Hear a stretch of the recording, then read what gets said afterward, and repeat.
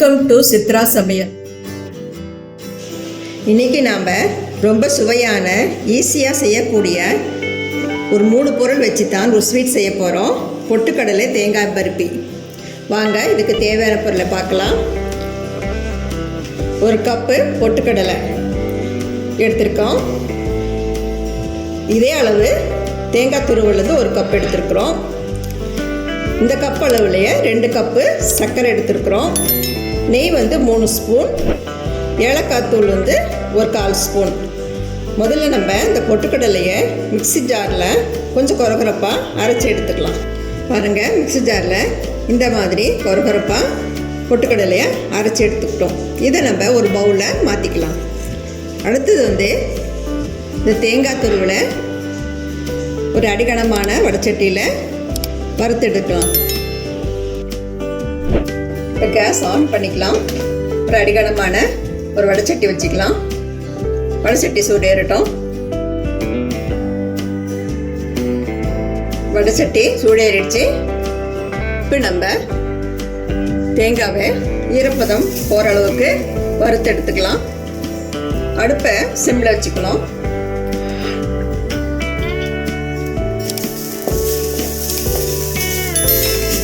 ஏன் வறுக்கிறோம்னா ஒரு 2-3 நாள் பருப்பி வச்சு சாப்பிட்டா கெடாமல் இருக்கும். அதனால தான் நம்ம ஈரப்பதம் போகிற அளவுக்கு நம்ம வறுத்து எடுத்துக்கிறோம் தேங்காவை.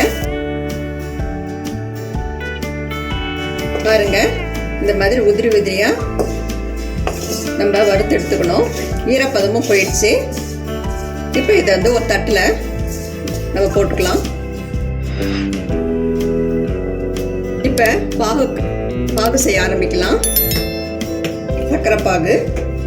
கேஸ் ஆன் பண்ணிக்கலாம்.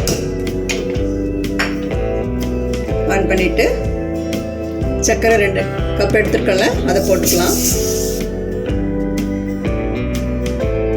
1 கப்பு தண்ணி ஊற்றிக்கலாம். பொட்டுக்கடலை 1 கப்பு எடுத்துருக்கோம்ல, இந்த கப்பு இதில் 1 கப்பு தண்ணி ஊற்றிக்கலாம். சர்க்கரை கரையிற அளவுக்கு கொஞ்சம் ஹை ஃப்ளேமில் வச்சுக்கலாம்.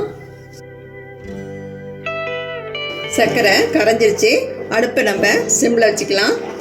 ஒரு கம்பி பதம் வர அளவுக்கு நம்ம சர்க்கரை பாகு காய்ச்சிக்கலாம். ரொம்ப முருகல் விட்டுறக்கூடாது. நல்லா கொதிக்க ஆரம்பிச்சிருச்சு. இப்போ கம்பி பதம் வந்துருச்சுன்னு பார்க்கலாம். பாருங்க, இந்த மாதிரி லைட்டாக தெரியுதுங்களா? இன்னொரு அடி காமிக்கிறேன்.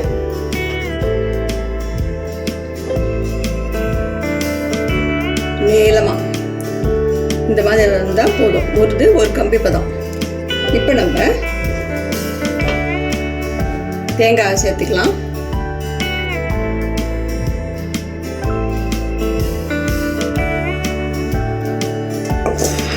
தேங்காவை கலக்கிட்டு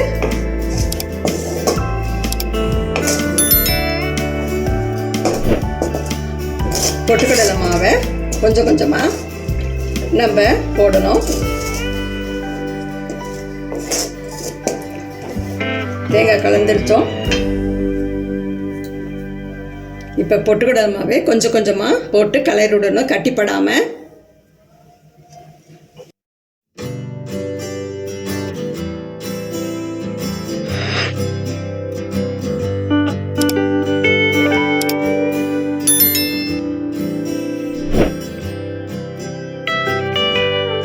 பாருங்க, பொட்டுக்கடலையே நம்ம குரணையை அடிச்சுக்கிட்டோம்னா இது பருப்பி செஞ்சு சாப்பிடும் போது இது பொட்டுக்கடலை தட்டு போடணும் நம்மளுக்கு பல்லில். அது என்ன டேஸ்ட்டாக இருக்கும் நம்ம சாப்பிட்றதுக்கு. அதனால தான் இந்த மாதிரி குரணையாக நம்ம அரைச்சி எடுத்துக்கிறோம்.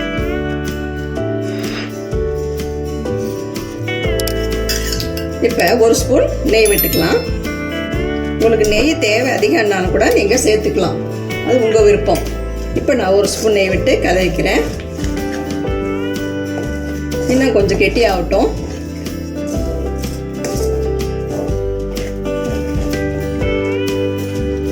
இப்போ நம்ம மிச்சம் இருக்கிற நெய்யை ஊற்றிக்கலாம். 2 ஸ்பூன் இருக்குல்ல, அது நம்ம ஊற்றிக்கலாம். அது கூட ஏலக்காய் தூள்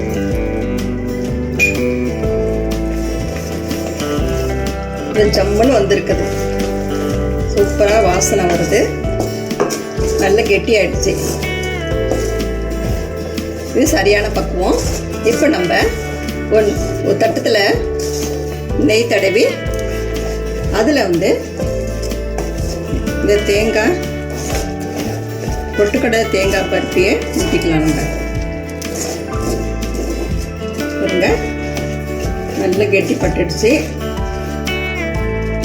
அது பொட்டுக்கடலை இப்படி இருந்தால் தான் சாப்பிடும்போது கடிப்படும் போது ரொம்ப டேஸ்ட்டாக இருக்கும். பல்லில் கடிப்படும் போது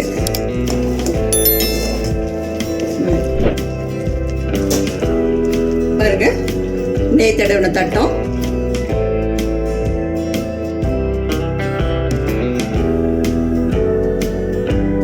இப்போ பொட்டுக்கடலை தேங்காய் பருப்பி ரெடி ஆகிடுச்சு. ஒரு தட்டத்தில் ஊற்றிக்கிட்டோம், நெய் தடவின தட்டத்தில்.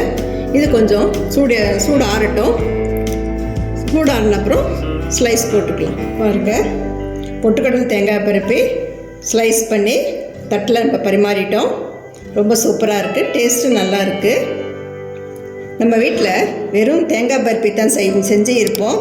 இந்த மாதிரி பொட்டுக்கடலை வச்சு ஸ்வீட் செஞ்சால் திரும்பி இந்த பொட்டுக்கடலை தேங்காய் பருப்பி தான் கேட்பாங்க.